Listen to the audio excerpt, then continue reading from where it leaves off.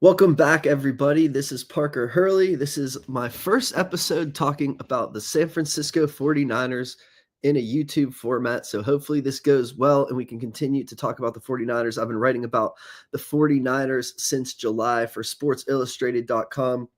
So you can see the banner here. Check out everything I do at si.com/NFL/49ers. And if you want to see specifically what I'm doing, add /author/Parker-Hurley to that. So we're going to talk about the 49ers injury report.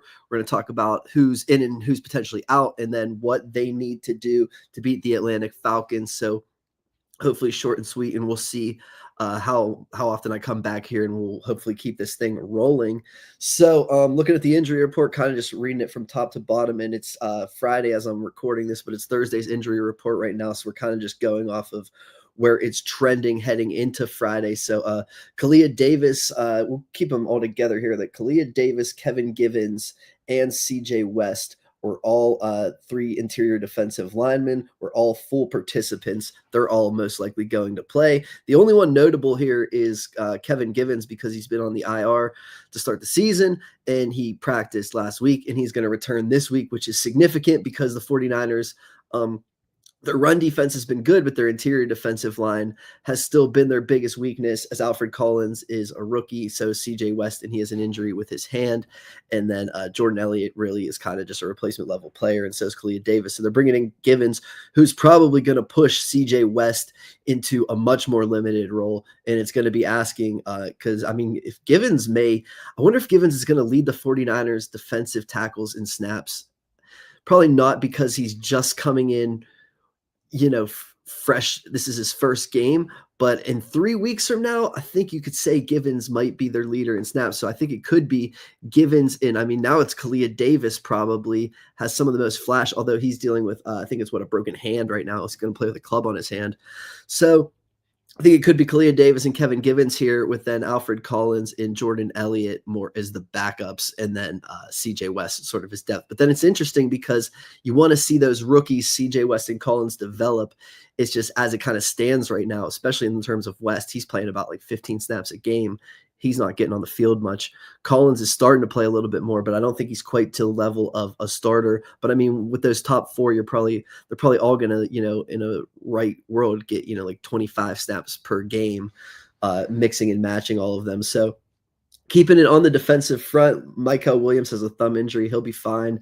And Yetur Gross-Matos has his knee and hamstring injury. He's been dealing with a knee all season, and then he was missing practice a lot, and then they gave him a huge increase in snaps because of Bosa's injury, and then he had a hamstring injury, and he's probably going to miss this week again, which is pretty significant because the 49ers really like on those pass rushing downs when Bosa was healthy. They loved putting Michael Williams and Gross-Matos in as interior defensive linemen. Then they had Bosa and Bryce Huff as their edge rushers, and it was really, a very fast defensive front, and it was able to, really get after the quarterback. And ever since Bosa's been injured, they've really shifted Michael out significantly more to the edge. I think he played like 3 snaps along the interior last week, when it used to be, almost 50-50 split. He's been almost specifically on the edge now.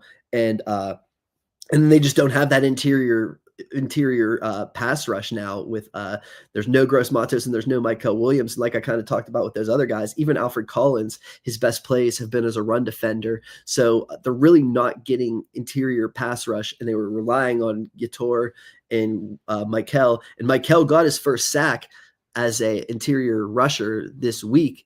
But like I said, it was one of his 3 snaps just turned out to be a sack for him. So they really need someone like Gross-Matos, and that's why they talk about like trading for someone like Arden Key or something, because they really need that interior pass rush. At least they have Bryce Huff on that edge, or they need someone who could shift Michael Williams back into the inside. But right now they need Michael and Bryce on the edge, and if they could get Gross-Matos back on the interior, it would really help their pass rush. But he doesn't appear to be back this week. Renardo Green, Upton Stout, they're going to be fine. I think we can just skip through them. Jawan Jennings said he was going to play through his ankle, ribs, shoulders. It's all broken, apparently, according to Jawan Jennings. But we're going to talk about him a little bit later when we talk about the 5 players that I think need to step up. Most of these other guys are full participation. The biggest one to talk about, well, obviously Mac Jones and Brock Purdy. And quickly, Dominic Pooney, he's been terrible this season. And he had his PCL injury in the fourth game of the preseason or the last game of the preseason. And he's been playing through it and he's been really bad. And he did not participate this week with a knee injury that hasn't been showing up on the injury report until Vita Vea really beat him this week. And now it showed up, but he's limited today. I think he'll be fine. But it's at least worth noting because that hasn't been an issue, but it was an issue, and you can tell it is an issue. It just hasn't been on the injury report. So that'll be at least worth following. So then back to the bigger ones. I think the only two we really have to talk about, it doesn't seem like Ricky Pearsall is going to play. And so we got George Kittle, and then we got the quarterback situation because at receiver, it's probably going to be, once again, Kendrick Bourne, Jawan Jennings, and then it was interesting because Marquez Valdez-Scantling was playing over Demarcus Robinson. You would have thought it would have been the other way around. And they're going to get Jordan Watkins back, but I highly doubt he'll do anything offensively.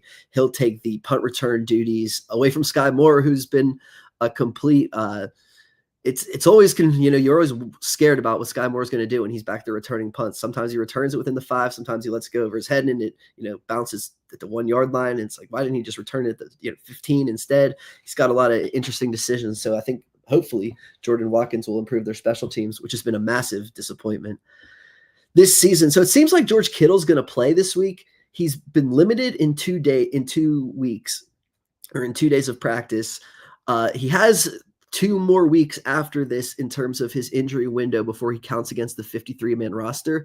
They still have Fred Warner on the 53-man roster, so it's almost, I guess Kevin Givens too. So they're going to have to do something. One of those, Fred Warner is going to go to the IR, and then one of those two are going to get activated. And they're going to have to do some more to sort of other roster maneuvering to get the 53-man roster going. But either way, George Kittle, if he said he's going to play this week despite being limited, a lot of players, when they have a hamstring and then they're limited for 2 days, they typically wouldn't play their first week back, and then they would take another week of getting full participation before playing.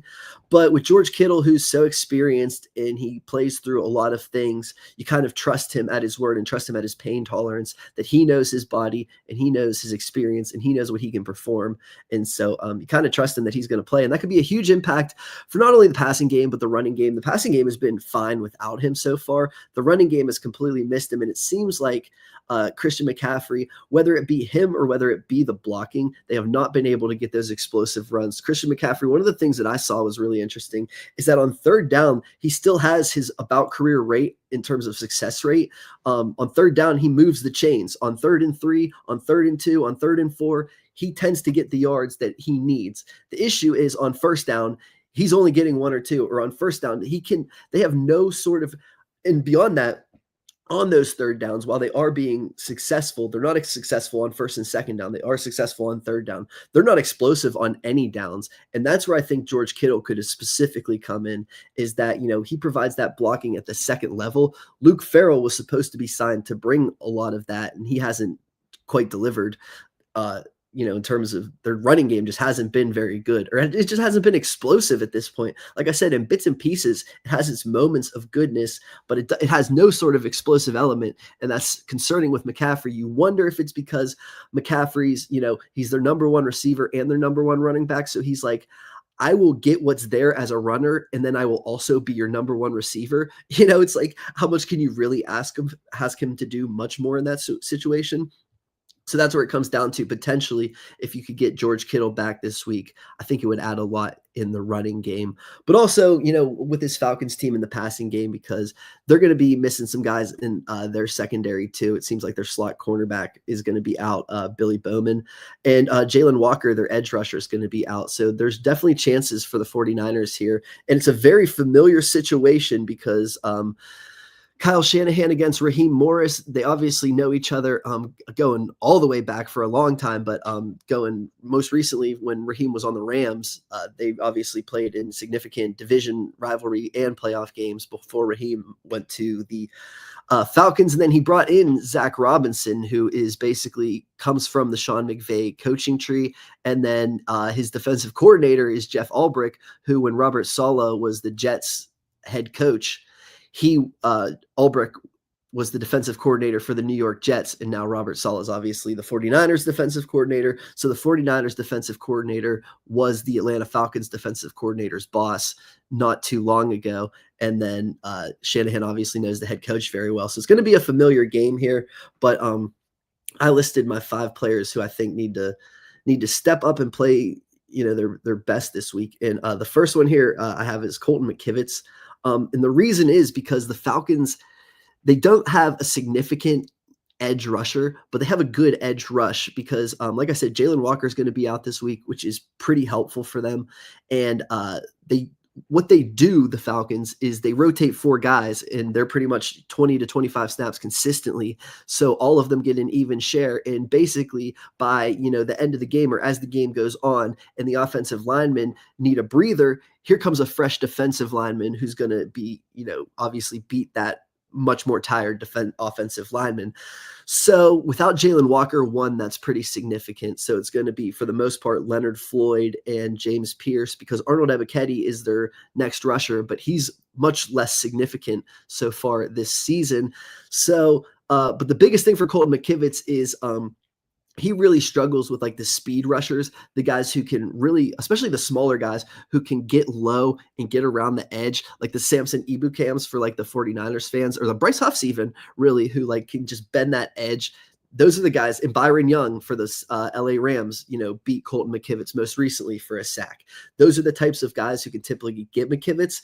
And when you look at James Pierce, that's specifically the type of player. Jalen Walker too, which is why it's fortunate to 49ers that he actually won't be out there. But James Pierce specifically, even Ebiketie, the way he wins, and Leonard Floyd is obviously getting older, but he still would be classified more as a speed rusher as well. So it's going to be a huge game for Colton McKivitz, and it's going to be huge for them to mitigate that pass rush. And the thing with the Falcons is that, you see all these stats and you see that, it is that, Pierce has a couple pressures and a couple sacks. Walker has a bunch of pressures and a couple sacks.